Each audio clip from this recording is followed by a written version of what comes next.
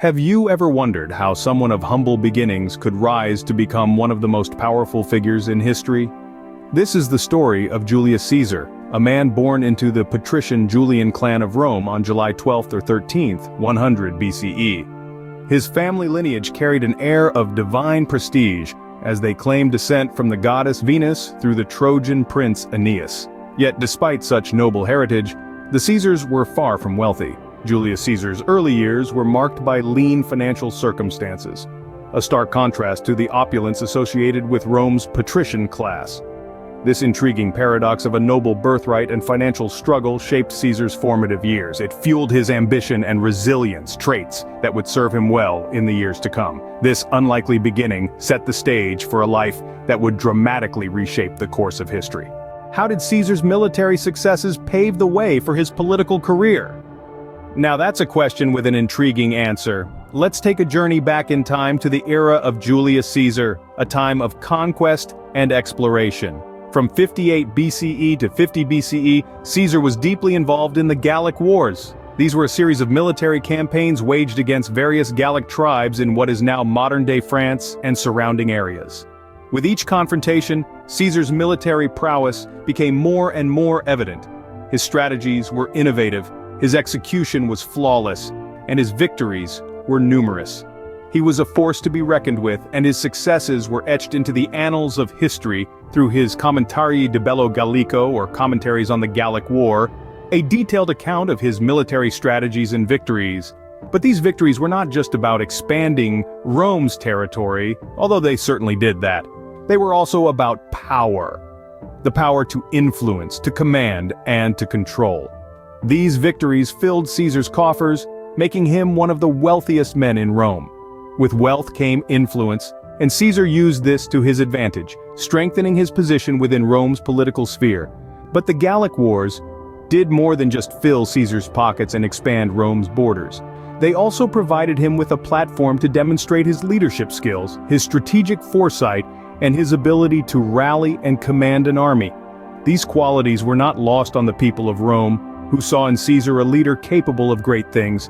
In essence, his victories in Gaul were a stepping stone, a launching pad that catapulted Caesar into the political arena. They gave him the clout, the resources, and the recognition he needed to make his mark on Rome's political landscape. And make his mark, he did. His victories in Gaul not only expanded Rome's territory, but also set the stage for his powerful return to Rome. With his coffers full and his reputation as a military leader secure, Caesar was ready to take on the next challenge: the political landscape of Rome. But that's a story for another time. What happens when a military leader defies the political establishment? In the case of Julius Caesar, it sparked a civil war that would redefine the Roman Republic. Imagine the scene. Caesar, newly returned from his victorious campaigns in Gaul, flush with the wealth and prestige his conquests brought him. Yet the political winds in Rome were blowing against him. The Senate, led by his former ally Pompey, presented him with a formidable challenge.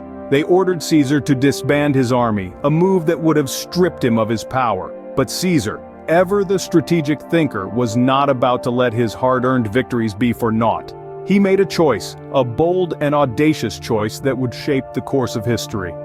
In open defiance of the Senate's orders, Caesar crossed the Rubicon River with his army.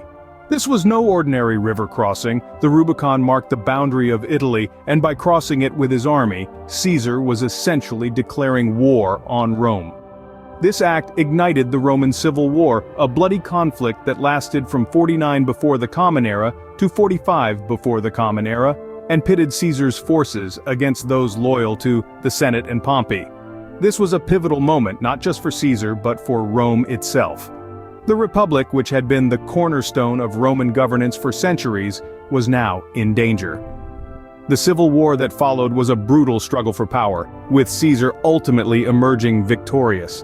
Yet, this victory came at a cost. It marked the end of the Roman Republic and set the stage for the rise of the Roman Empire. This period, known as the Crisis of the Roman Republic, was characterized by political instability and social unrest. It was a time of change, of transformation, and at the heart of it all was Julius Caesar. Crossing the Rubicon was not just a physical act, but a metaphorical one that would change the face of Rome forever. This act of defiance, this crossing of a seemingly insignificant river, has become synonymous with making a fateful decision with irrevocable consequences. The Rubicon, in essence, was Caesar's point of no return. Can a dictator bring about positive change? This question brings us to a pivotal point in Julius Caesar's life. After a victorious return to Rome, following his defeat of Pompey's forces, Caesar found himself in a position of unprecedented power. The Senate appointed him as Dictator Perpetuo, or Dictator in Perpetuity, in 44 before the Common Era. This was a title and a role that had never been bestowed upon anyone in Roman history. Despite the ominous ring to our modern ears, this term dictator held a different connotation in ancient Rome. It was a position of leadership appointed during times of crisis to guide the republic back to stability. However, Caesar's appointment was unique as it was not limited by time. This gave him the power to enact long-term changes, and that's exactly what he did. He embarked on a series of reforms that sought to address the pressing social and economic issues of his time. His policies included debt relief for the citizens of Rome.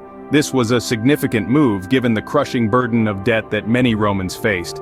It showed Caesar's concern for the common people and his willingness to challenge the established norms of Roman society. In addition, he also implemented a land distribution program. This policy aimed to provide land to the veterans of his military campaigns. It was a way of rewarding those who had served him and Rome, ensuring their welfare after their service. Perhaps one of his most enduring reforms was the creation of the Julian calendar. This was a significant overhaul of the existing Roman calendar, which was notoriously inaccurate and confusing. The Julian calendar, with its 12-month structure and leap year system, was a major improvement and served as the basis for our modern Gregorian calendar. Despite wielding absolute power, Caesar used his position to implement changes that still impact our world today. His reforms, though enacted under a dictatorship, have had lasting effects, some of which we continue to feel to this day. So, in answering our initial question, it seems a dictator can indeed bring about positive change, at least in the case of Julius Caesar. How did Caesar's ambition lead to his downfall? This question brings us to the Ides of March, a day that will forever be remembered in the annals of history.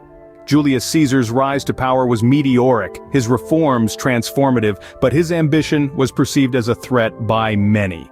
The Roman Republic was founded on the principles of shared power and avoiding the concentration of authority in one person's hands. However, Caesar's appointment as dictator in perpetuity in 44 BCE was a stark deviation from these principles. His growing influence raised concerns among the senatorial class, who feared that Caesar's aspiration to become a monarch-like figure would lead to the end of the republic they held dear. Among these worried senators were Brutus and Cassius, once close associates of Caesar. Their fear of Caesar's ambition ignited their resolve to protect the republic, even if it meant resorting to drastic measures. Unbeknownst to Caesar, these close associates were plotting his demise in the shadows of the Senate. The Ides of March, or March 15th, 44 BCE, is a day that would forever be stained with the blood of ambition. On this day, Caesar, the great general and reformer, was assassinated in the theater of Pompey. A group of senators, including Brutus and Cassius, stabbed him in a conspiracy that shook the very foundations of Rome. Ironically, the assassination, which was intended to preserve the republic, only hastened its decline.